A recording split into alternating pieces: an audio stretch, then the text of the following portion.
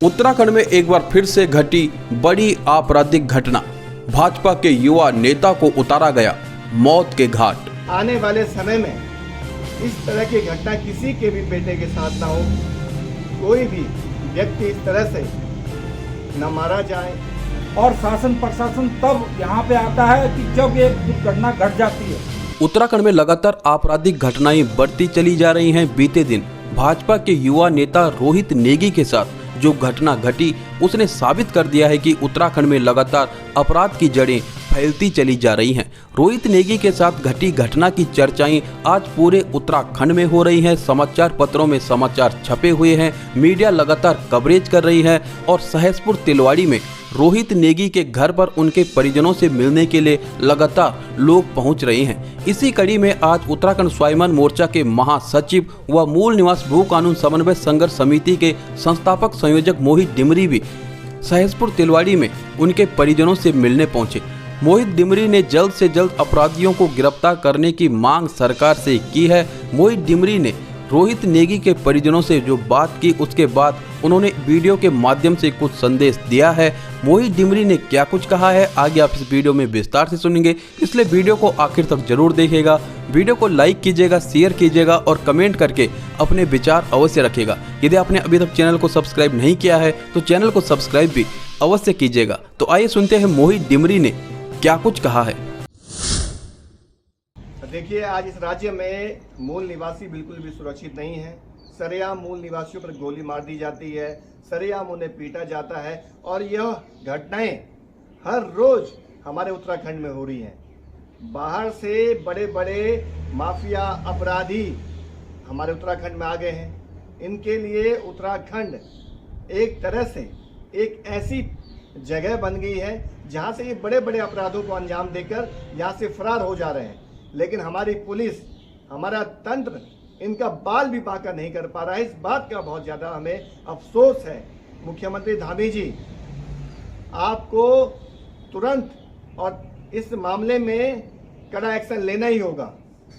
कोई भी अपराधी हो, वो चाहे कहीं से भी आता हो, उसके खिलाफ कठोरतम कार्रवाई होनी चाहिए।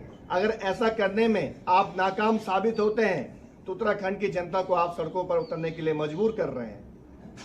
उत्तराखंड की जनता अब चुप नहीं बैठेगी। जो जंगल राज इस राज्य में चल रहा है, जो कानून व्यवस्था की धज्जियां इस राज्य में उड़ाई जा रही हैं, इसका विरोध करने के लिए उत्तराखंड का बच्चा उत्तराखंड का हर एक युवा, यहाँ की मातृशक्ति, यहाँ के नौजवान साथी, पूर्व सैनिक सड़कों पर उतरकर आपकी सरकार को करारा जवाब देंगे। अभी हम लोग रोहित नेगी के घर से लौटे हैं। हाल ही में रोहित नेगी को एक बाहरी व्यक्ति द्वारा गोली मार दी गई थी और अभी तक यह अपराधी पुलिस की गिरफ्त से बाहर है। आज हमारे साथ पूर्व सैनिक और तमाम स्थानीय लोग परिजनों से मिलने के लिए तिलवाड़ी गए थे और वास्तव में जो स्थिति अभी हम लोग देख रहे हैं, जब रोहित नेगी के पिताजी से हमारी बातचीत हुई तो उनका यही कहना था कि उनका बेटा तो चला गया है, वो तो वापस नहीं लौट सकता है। लेकिन आने वाले समय में इस तरह की घटना किसी के भी बेटे के साथ ना हो, कोई भी व्यक्ति इस तरह से न मारा जाए, उनकी चिंता इस बात को लेकर।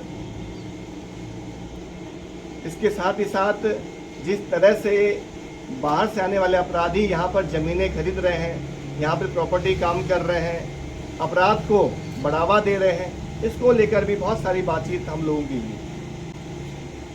2 जून के दिन ये घटना होती है और आज आप देखिए 5 जून, कम से कम 3 से 4 दिन का समय बीत गया है, लेकिन अभी भी अपराधी पुलिस के शिकंजे से बहुत दूर है।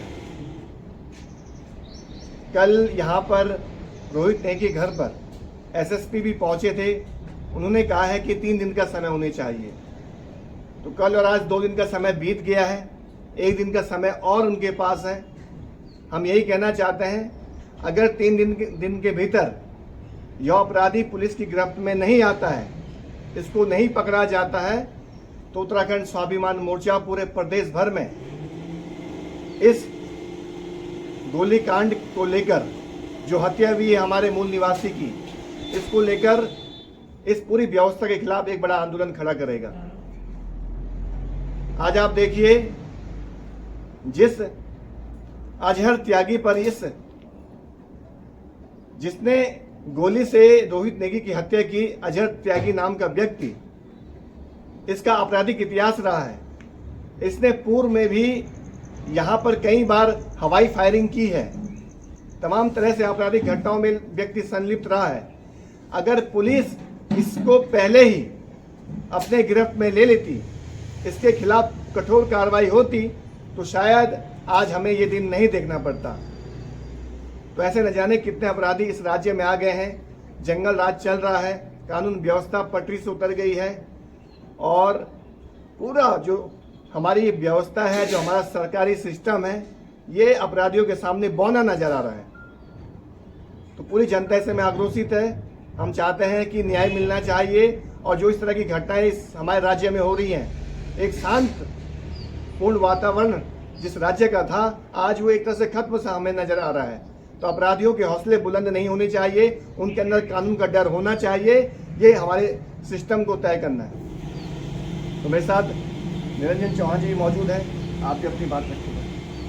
मैं तो ये बोलूँगा कि उत्तराखंड के अंदर आज हमारा शासन प्रशासन फेल हो चुका है सुरक्षा के मामले में। आज यदि वह बंदा 4 जगह गोली हवा में चलाता है और उसके बाद रोहित नेगी को गोली मारता है, और जो कि हमारे उत्तराखंड के मूल निवासी थे, ये बड़ा दुख की बात है। और शासन प्रशासन सोया हुआ था, और शासन प्रशासन तब यहाँ पे आता है कि जब एक दुर्घटना घट जाती है। तो ये हमारे लिए दुर्भाग्य की बात है। पुष्कर सिंह धामी जी को सोचना होगा और उन्हें बड़े फैसले लेने होंगे। आज पुलिस आपकी है, प्रशासन आपका है, शासन आपका है, आप क्या कर रहे हो?